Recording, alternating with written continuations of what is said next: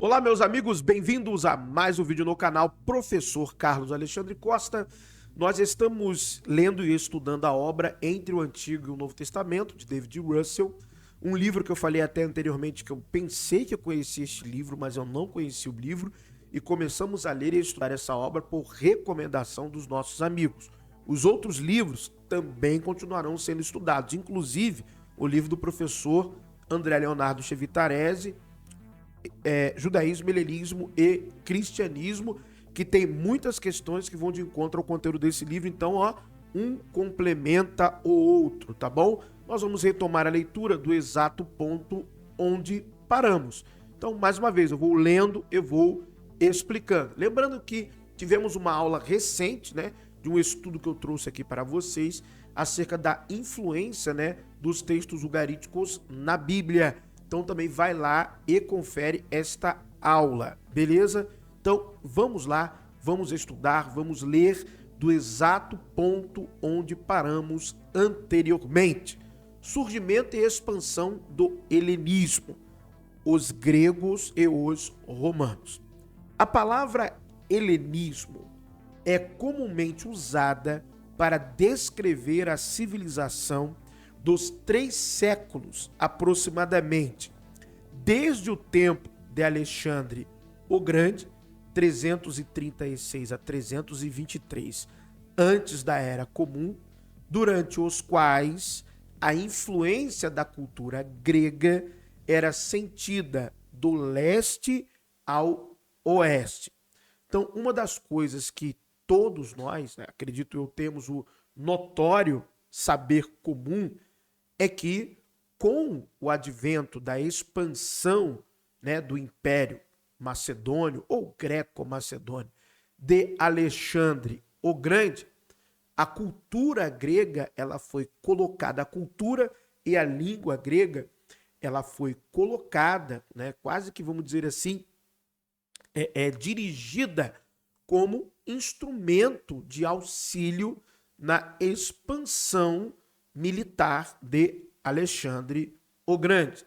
Então, através do comércio, da música, da cultura e do sincretismo religioso, da arte, né, todo, como vamos dizer assim, este conjunto, né, de questões que vão de encontro aos moldes antropológicos, aos moldes da sociedade, Alexandre o Grande consegue ter muita profusão e penetração em diversos territórios, uma vez que é imposta a língua grega, a cultura grega, tudo para com finalidades político-militares. Tá bom? Não era porque Alexandre o Grande era bonzinho e queria liberdade de povos, não. Era uma questão mesmo de expansão de poder. Então, a cultura grega foi um instrumento político, militar, de auxílio nessa expansão. Obrigar todos a falar a sua língua, a negociar, dialogar, viver nos termos de Alexandre o Grande. Era o forte desejo desse imperador fundar um império mundial associado à unidade da língua, costume e civilização, e, em suas grandes conquistas militares, ele se empenhou em concretizar tal ideia. Após sua morte, quando seu império no leste foi dividido entre os Seleucidas na Síria e os Ptolomeus no Egito, o processo de helenização continuou rapidamente nos países sobre os quais eles governavam. Então, uma das populações que sofreram, vamos dizer assim, com isso, nós vimos nas nossas aulas passadas, foi a civilização judaica, né? O reino judaico. Tiveram ali movimentos de resistência contra esse processo de helenização, movimentos de grupos específicos. Então, parte da sociedade judaica era resistente. Mas também nós vimos na obra do professor André Chevitarese que parte da sociedade judaica, alguns autores vão dizer que a maioria da sociedade judaica desse período, não tinha tantos, vamos dizer assim, problemas em estar dentro deste processo de helenização. Haja vista as vantagens das participações econômicas, principalmente, né, questões mercadológicas daquele período, em que você se inserindo, você estaria ali tendo a possibilidade de fazer as trocas comerciais, de obtenção de lucro. Nós vemos mais na literatura religiosa, Macabeus, Daniel, esse movimento de resistência, tá? Mas devemos falar que também existia aquela parte da sociedade que estava ali, né? Já que é para helenizar, vamos helenizar logo de vez, tá bom? Então não havia... a resistência não era uma unanimidade. Desde o início, os judeus devem ter sentido o impacto dessa cultura sobre seu estilo de vida e, particularmente, sobre sua religião. E devemos destacar, no aspecto religioso, o conflito era brutal. Era um conflito assim de ideias extremamente antagônicas, até que surgem pessoas como Fílon de Alexandria, entre outros, que tentam buscar, né, essa conciliação entre filosofia, religião e mistérios gregos e a Torá. Então, Fílon foi um dos caras que buscaram, né, escrever nesse sentido. E alguns irão considerar que ele foi bem sucedido nesta missão. A exceção de uma área comparativamente pequena ao redor de Jerusalém, eles não constituíam um estado. Pelo contrário, uma dispersão, espalhados não apenas por toda a Palestina, presta atenção nisso, mas por todas as regiões do Império. Eles ficaram especialmente vulneráveis à influência do helenismo por intermédio dos negócios e das trocas comerciais, como eu já havia explicado e dito para vocês aqui anteriormente. Quando nós estudamos essas questões de sociologia, né, antropologia, no sentido da análise da cultura socioeconômica, a língua é o fator que manda, porque comprar e vender em diversos cenários, principalmente nesse cenário seleucida, ptolomaico e posteriormente do Império Romano, você tem a língua do dominador. O dominador não vai se adaptar a falar o seu idioma, até porque o giro econômico dentro do molde de cada tempo tem que ser rápido. As trocas voluntárias, impostas também, elas têm que acontecer numa velocidade em que a arrecadação consiga financiar os anseios militares daquele imperador ou daquele império. Então a língua, a predominância da língua é fundamental no sentido econômico. E a religião, a unificação, o sincretismo religioso-cultural é fundamental para o avanço político. Lembre-se, a religião ela vai ditar a ideologia. Assim era no passado, tá bom? Vamos lá, vamos continuar.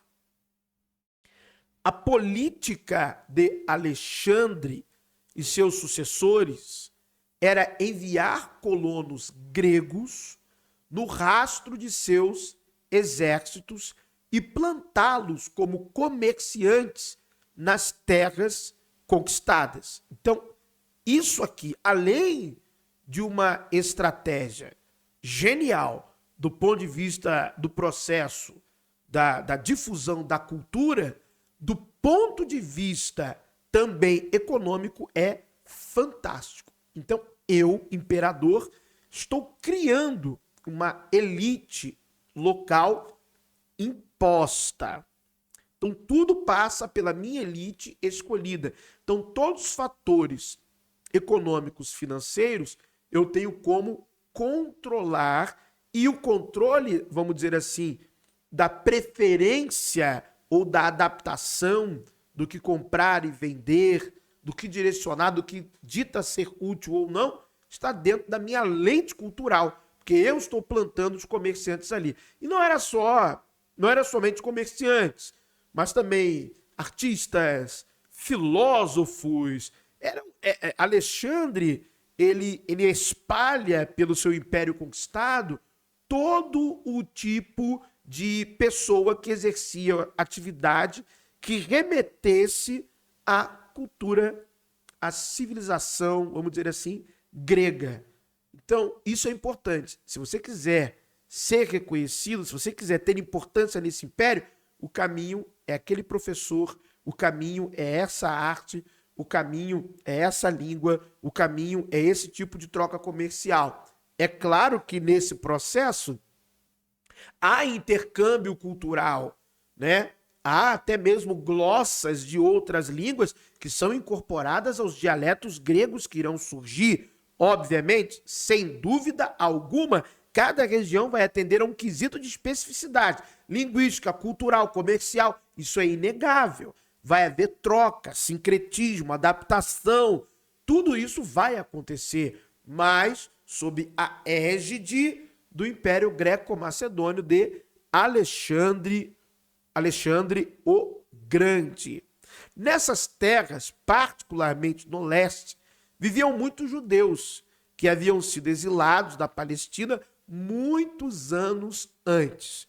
E outros que, até mesmo antes do tempo de Alexandre, haviam emigrado e se instalado em cidades gregas no extremo oeste. Muitas comunidades judias podiam ser encontradas em lugares tais como, isso é um fato, tá bom? Síria, Antioquia, Damasco, Ásia Menor, Macedônia, Grécia, Chipre, Cirene e Roma. E veja bem, estas comunidades judaicas já não nesse tempo praticavam os mesmos tipos de judaísmos. Assim como acontecia no processo com outras religiões que tinham variações do seu culto, esse judaísmo destas comunidades fora do território palestino também eram tipos de judaísmos. Então você percebe também que esse processo, o que tem um certo romantismo, né, em dizer que esse processo de dispersão do judaísmo ao longo da história, que eles sempre se mantiveram numa religião pura, imaculada. Não, eles incorporaram coisas de diversas religiões para dentro da religião judaica. Tenha certeza absoluta. Desde símbolos até mesmo a percepção interpretativa das escrituras, tá? Da Torá. Vamos lá. Onde quer que os judeus estivessem, sob o governo dos Seleucidas ou dos Ptolomeus, eles haviam desfrutado por muito tempo das bênçãos da liberdade religiosa sob uma política de tolerância religiosa que, sem dúvida, os deixaria abertos à influência sutil da cultura helenística. Interessante. Os romanos, por sua vez, continuaram a estimular o desenvolvimento dessa cultura, especialmente nas províncias orientais, e buscaram por esses meios realizar os sonhos de Alexandre o Grande. Bom, não é que eu vou discordar de David Russell, mas eu não vejo que seria realizar os sonhos de Alexandre o Grande. Eu acho que foi meio romantizada essa questão. A questão é que viram que era um meio eficiente de dominação, era um meio eficiente de controle populacional, era um meio eficiente de expansão do império. Era um meio eficiente. Opa, vamos lá, bota o comerciante romano, bota ali, depois você cria outras subclasses, né? Dentro da própria construção social do povo conquistado, bota ali um cobrador de impostos que vai responder a um prefeito romano, mas tudo ali com um romano. Tudo dentro da égide romana. Então não vão ficar esperando trazerem o tributo.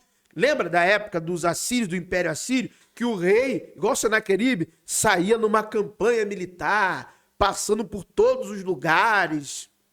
Aí tinha hora que encontrava resistência, isso era para coletar os tributos que não vinham. Agora, quando você tem um agente dentro da terra, aliás, diga-se de passagem, o Egito já fazia isso, tinha agentes em determinados lugares, e também o faraó em determinado momento fazia ali a sua campanha, né, para pegar tributos e por aí vai.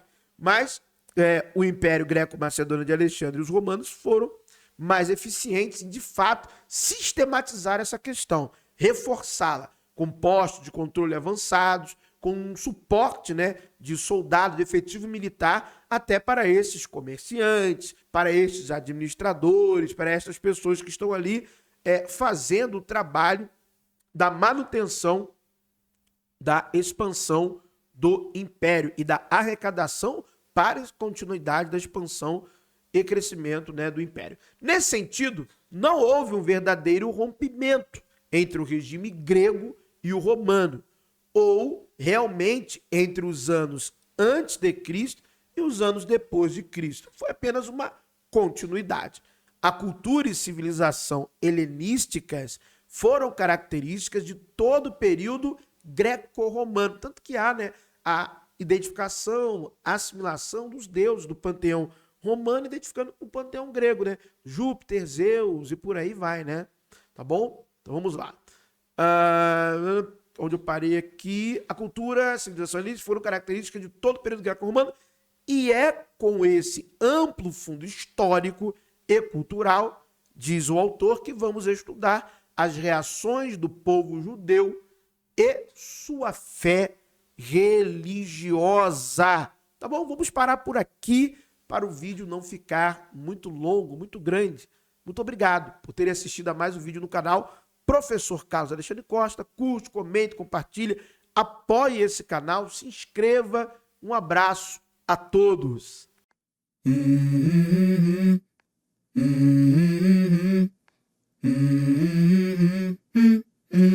Let's go.